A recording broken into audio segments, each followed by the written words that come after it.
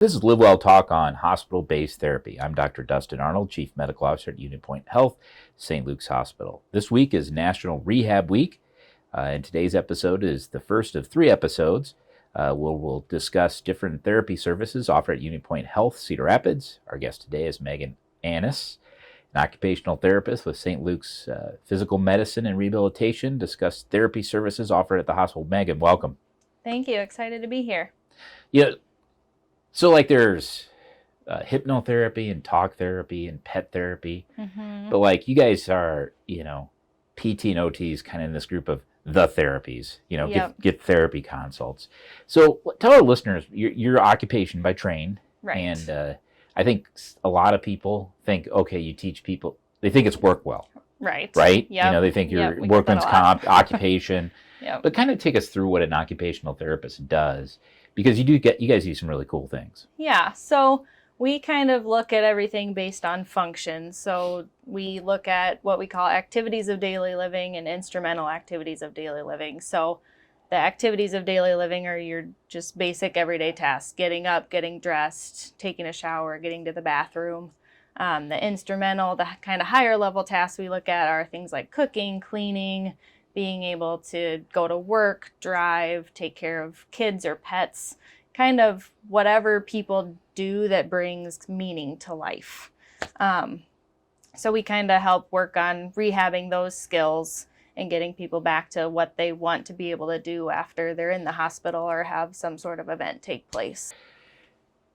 Let's stay away from stroke right now, because that's kind of a different animal, so to speak. Yep. But come in, they have overwhelming pneumonia, they're sick, and occupational therapy is consulted. So I'm sure I know you do provide some assessments. I see you guys working around the hospital. But then there's also, it doesn't end just there. There's an outpatient aspect to this too. So tell the listeners about the outpatient side. So kind of when people come into the hospital on the acute care floors, we'll see them then. A lot of times we do recommend ongoing therapies, whether it's in their home or inpatient rehab up on the 6th floor or outpatient therapy. So we see a lot of people up on outpatient for kind of an extended period of time to kind of keep working on all those tasks. So we'll see them once or twice a week, and then we have them still working on things at home to do to kind of keep progressing. Because with a lot of people, it does take longer than just a couple days to kind of get back to where they were before. I always tell patients, and this is based on a small British study a long time ago, probably in the 1990s, probably before you were born. Yes. Well, when I was a medical student, and what they did is these people were admitted to the hospital, and pneumonia was the cause, and they gave them this postcard, and they said, every day you don't feel back to yourself, put this card in the mail, and stop doing it the day you feel like, okay, I'm back to baseline. Okay. And it came out to about, for every day you're in the hospital, it takes 3 days to get your strength back. Yep. Yeah, we tell a lot of people that, and we see that. It just, once you're down in a hospital bed for that long, it just takes a long time to recover. So, I mean, my 20-some even years of practice, I've always told patients, okay, you were here 7 days. It is going to take 21 days from today for you to even to be thinking that you could be close back to your baseline. Right. I've never really had a patient come back and say, oh, you're totally wrong. I mean, I think it's pretty accurate. Yeah, it seems to be. Yeah. That's why sometimes that they'll say, well, maybe this patient didn't need to be in the hospital, but now they're so weak. I said, well, yeah, you made them lay down for 24 hours. So you take anyone laying down for 24 hours, they're going to become deconditioned. Right. And I think we see that with, I don't know if you ever, like the NASA science when they do the MRIs. Have you ever seen that of the astronauts before and after? Yep. That weightlessness, how they lose muscle mass. Right. So what's the typical? Okay, now let me think about this. What is the most challenging deficit or skill to help people with? Oh gosh, that is a great question. Because we see people for a lot of different things. I know. So I'm just kind of curious. What is like what are some things you're like, oh, that's easy. Yeah, well, a couple weeks we'll be fine. And what are other stuff you're like, ugh? I feel like sometimes for the patients themselves, sometimes the physical stuff, like getting stronger, getting their endurance back, getting their coordination better. Sometimes that stuff is a little easier, but if people have deficits in, let's say, like cognition, sometimes that's a really challenging one for people to kind of grasp and to work on those skills. Because their cognition's not as good, it's harder for them to kind of realize everything that's going on.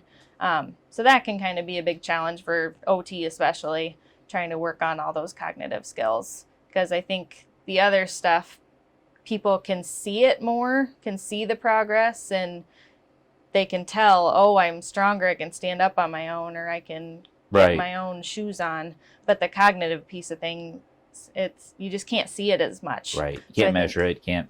Right. So that can be a big challenge, I think. Now, on the physician side, I think the biggest challenge is, and I've come to appreciate this, is you have the couch potato that when they're like 75, they're like, oh, I'm doing everything I did at 50.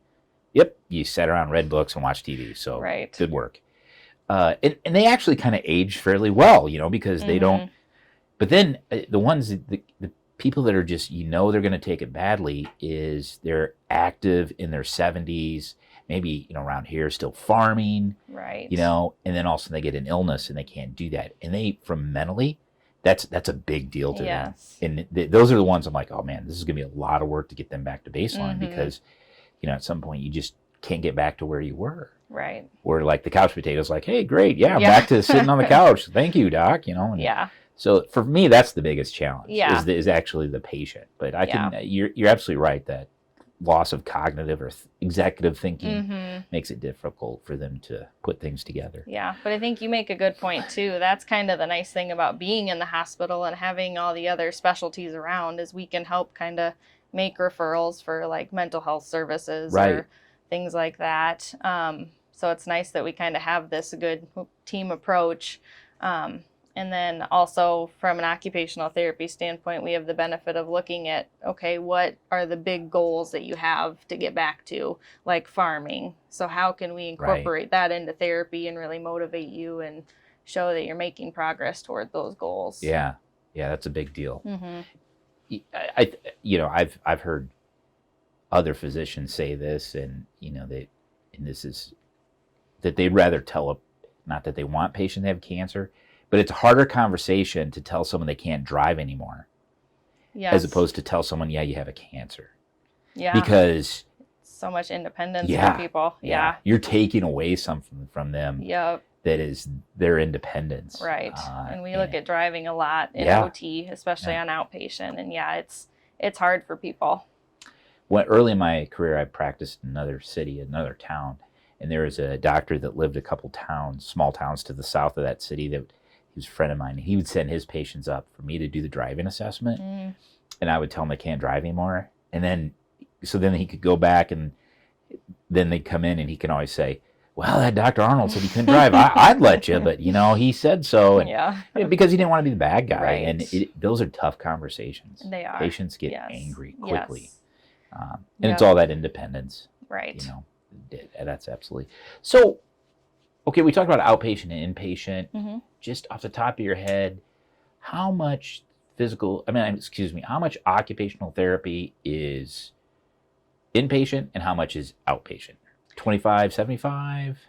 Probably. In general, I would say like the typical like inpatient rehab stay would probably be about 2 weeks on average. And then on outpatient, we see them usually for like a couple months, if not longer than that. I would say probably 3 months is like the average time for outpatient.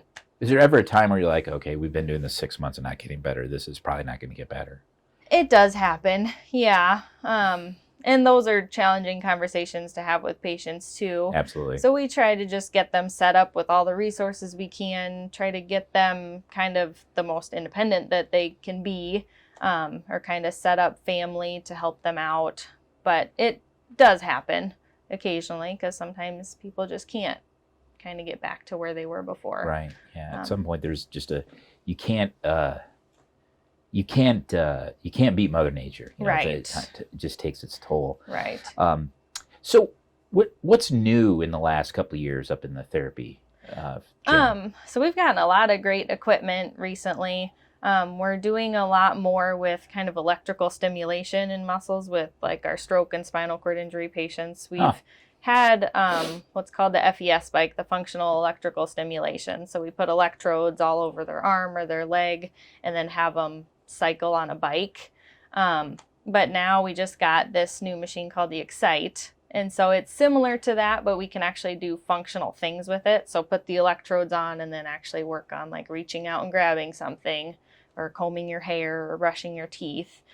So it's been a really exciting new machine that we've gotten for kind of our neurological population.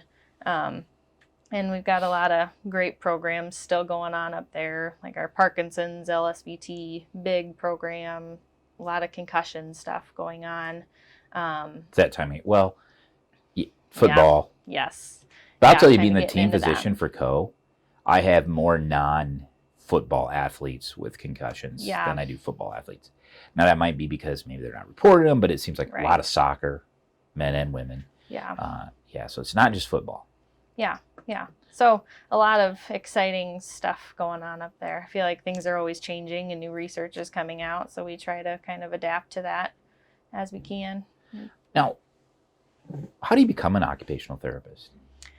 So now it's kind of all switched to mostly master's or doctorate programs. So like I went to the University of Iowa for my undergrad, and then I went to St. Ambrose for my master's degree, which I think is what a lot of the people around here now have. But we're starting to get some newer staff that have their doctorate. But you do a lot of in-class stuff, and then you also have to do the clinical aspect of things. So you're going out and working in clinics or hospitals, those kind of places, getting actual hands-on experience. So minimum, it's 6 years of schooling, college plus 2 to get a master's. Yeah, at least. And then some, I mean, that's just the bare minimum. Mm-hmm. Well, why'd you do it then? I actually in high school volunteered up here in our rehab gym. You did? Yes. Didn't really know what I wanted to do, but liked the medical field. So started volunteering here and saw that therapy was amazing. And even though people are kind of at the lowest point, they've had some catastrophic event that landed them here. They were working hard toward their goals, so motivated. All the therapists up there are wonderful. Yeah, we have a good crew. I mean, just good to be around. It's positive vibes all the time. And it's amazing to kind of see the progress people make. So volunteered there when I was in high school. And then actually when I was in the OT program in school, I had one of my clinical rotations up there. So kind of got more experience in it. And cool. Yeah, and here I am. Yeah, I've said to people, I think if I wasn't a physician and I could do it again or was faced with doing it again, I would really look at either OT or speech therapy. Those are two I think are just you really help people. Yeah. Not bashing on my physical therapy friends, so I don't want any hate mail or they're wonderful sneers too. in the hallway when I walk by them. But I just think OT and speech just really make a difference in people's lives. Yeah, it's very fulfilling work to see people make these huge gains in their function and kind of get back to where they want to be. And I know they're very appreciative when they can. Megan, keep up the good work. We're proud of you. We're proud of your team. Once again, this is Megan Annis, an occupational therapist with St. Luke's Physical Medicine and Rehabilitation. If you're interested in learning more about the services provided at St. Luke's Physical Medicine and Rehabilitation, or sometimes referred to as PMR, call 319-369-7331, or as always, visit unitypoint.org. Thank you for listening to LiveWell Talk On. If you enjoyed this episode, don't forget to subscribe, and if you want to spread the word, please give us a 5-star review and tell your family, friends, neighbors, strangers about our podcast. We're available on Apple Podcasts, Spotify, Pandora, or wherever you get your podcast. Until next time, be well.